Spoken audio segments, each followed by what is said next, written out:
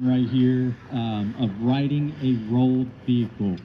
Now, off-roading in general, we're testing the limits of vehicles, we're testing the limits of ourselves, and trying to see how far we can push the vehicle and ourselves.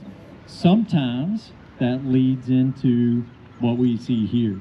Some of you probably heard last night we had a vehicle rollover on the trail, so we got the call, we went out.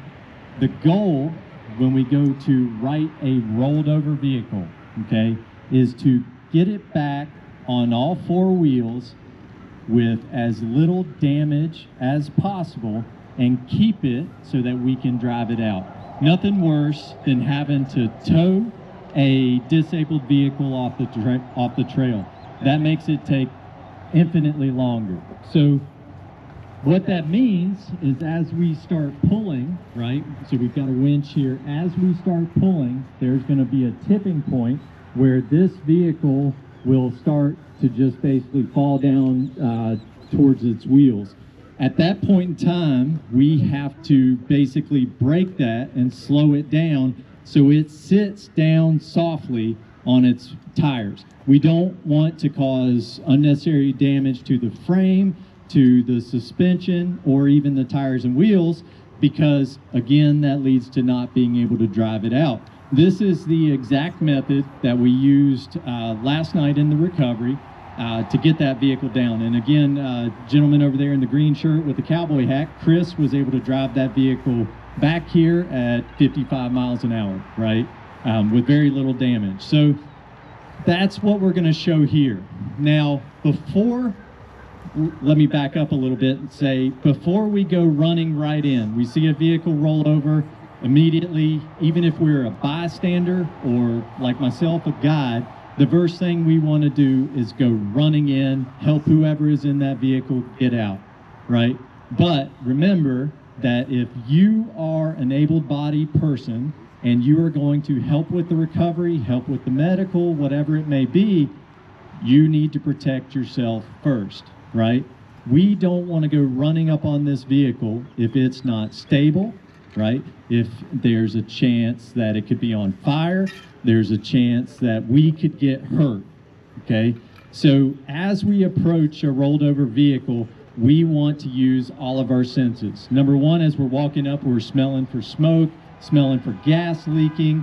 We're listening, right, for creaking or popping. Obviously, Clayton's truck here creaks and pops anyway, but we're listening for it settling into place, okay? We're also looking and walking around. We can speak and ask the people inside if they're okay, listen for verbal confirmation back. As we get closer, we're continuing to do those things. And the last step before we start jumping on this vehicle and helping people out, put hands on it and see what it feels like, right? We're not trying to move it. We're just putting a hand on it, but we're out of the way, right? Typically on the uphill side, not on the downhill side, to see how much that vehicle moves, okay? We want to make sure that that vehicle is not going to roll more while we're crawling on it. Because at this point in time, the people that are in it, they're coming out the passenger door, okay? So they're coming out on the top side. And we're probably going to have to help pull them out. I'm not a super fit guy. I can't crawl out of a big old truck, right? So somebody's going to be helping to pull me out. Now, once we kind of get to the vehicle, the occupants are still inside of it, the job is not done, right? We're not ready to pull them out just yet. If they are hurt, we may need to assess them while they are in the truck rather than try to move them. If the truck is unstable, okay, let's secure it. We can use a winch, we can tie it off with our recovery gear, whatever it may be, but John Smith sitting here holding it with a strap is not sufficient, right? We need to really secure that vehicle in some way, shape, or form so that we can help whoever is on the inside. If the people on the inside are okay, right, they are good to go, they're like, hey, we're good, we're not hurt, have them put the truck either in park, in gear, make sure the truck is shut off, and set the emergency brake. This is super important because right now we're on flat ground. But if we were on a slope, which is why we would roll over, right? Once this truck comes back down on all four, if it's not locked down, it's taken off, right? So we may even need to tie it down front to back so it doesn't roll away. Now, that's all before we even start thinking about rigging for the rollover. So there's a lot going on, and it's easy when we get an adrenaline spike or adrenaline poisoning to make bad decisions and not think through those processes. That's why, I constantly push kind of slowing down and thinking our way through that. So we've obviously already pre-rigged this for recovery, but I'll walk through that a little bit before we get started. So we are going to use one winch to right this. Keeps cutting out on me. But we're just going to use the one winch on our 100 series, and that's what's going to be pulling it up and over. But we didn't just hook on this underside closest to the 100 series.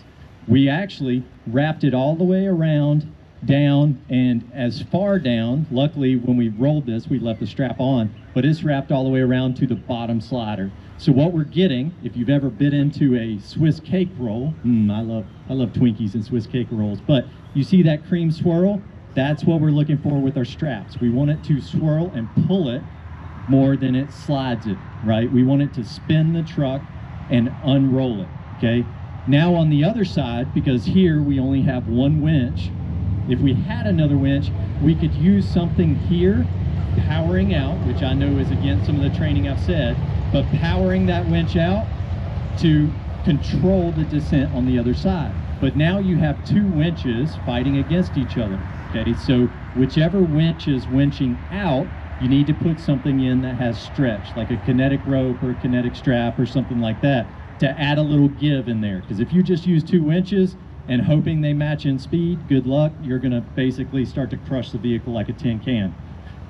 So here, we're not using another winch. We're using a pull pow because we don't have an anchor over here, so I've already preset the pull pow. We've got a strap, again, giving us that across the top of the truck and down to that slider to give us the most control possible with a soft shackle around that slider. The strap is actually so we distribute that load around basically with that 4-inch wide strap. So if we didn't have a roll bar or anything, it wouldn't necessarily just crush the roof in. But then down here at the end, I've got a bow shackle to a pulley block, right? And I've got my rigging set up with what we call an X-lock. An X-lock, we use it to shorten winch line, but in this scenario, we're actually using it to take the load so that I, myself, again, a little bitty guy, got these little bitty arms, but I can control the load of this truck setting down because the load is controlled by that X-lock. It's kind of like, for those of you that have ever done rope rescue or climbing or search and rescue, anything, rock climbing, it's kind of like a Rescue 8, but it's designed for a whole lot more weight. It'll hold up to 20,000 pounds. So pretty neat unit, and once we kind of get it up off the ground, you'll see it a little bit right there. So now the thing about this is once we start running the equipment, communication is key. Now Chris and I work together. He's taken a lot of our classes. He helps us quite a bit as a trainer, but also my son Steven in the truck there, they kind of already know what my hand signals are. But for those of you that may just be running up on this and working with somebody that you don't know, communicate those hand signals.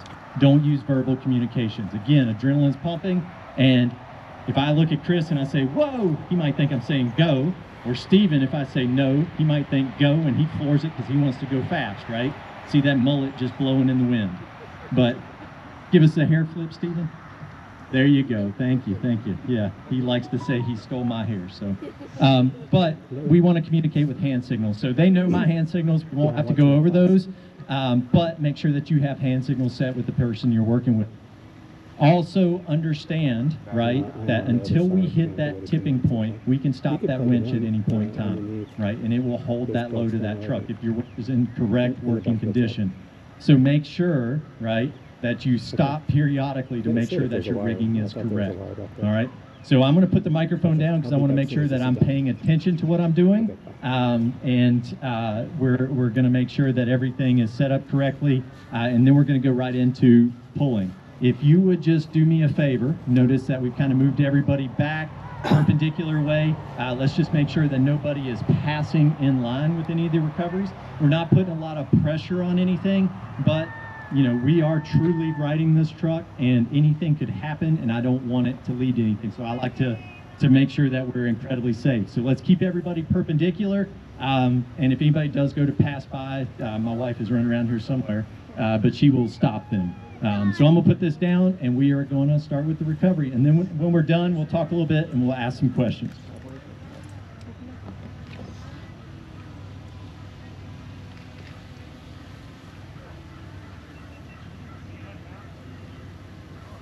All right, Chris.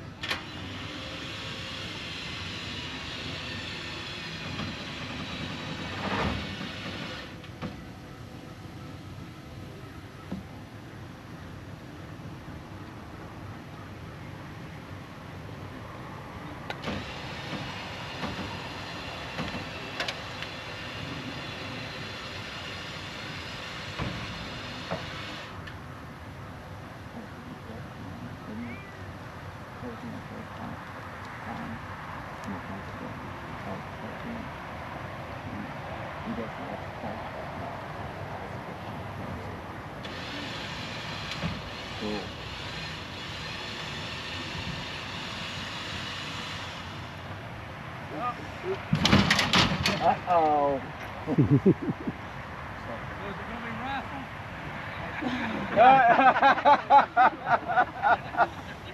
All right. Want to tip it again? We can.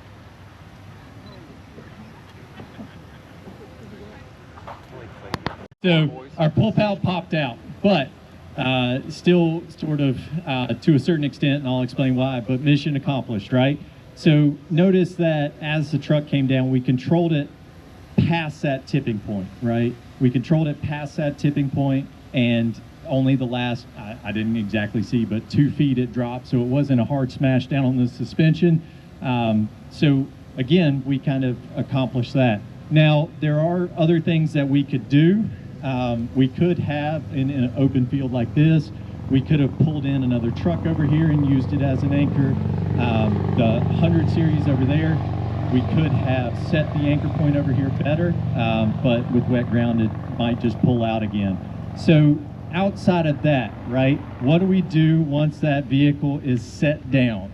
Well, again, our adrenaline's pumping, and we could want to immediately run in and try to crank the truck or try to start working on it. Same thing applies now that truck is back down on all 4 wheels, and we want to make sure that that truck is safe and secure before we start driving it, or even try to crank it, right? So we come up, put hands on it, shake it, make sure that it's good to go, but visual inspection of tires, wheels, all that good stuff.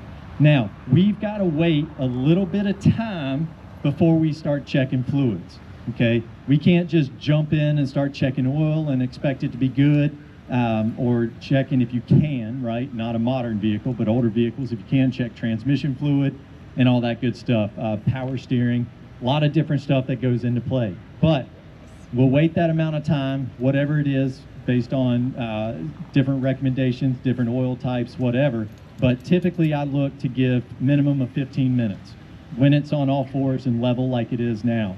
Once I'm at that point, then I'll start checking those fluids and seeing if anything needs to be added, excuse me, but we may not even have fluids with us to add.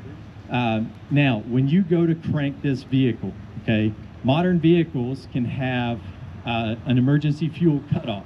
And most of the time when they roll or they flop, that emergency cutoff will cut the fuel off. And it's an electronic cutoff.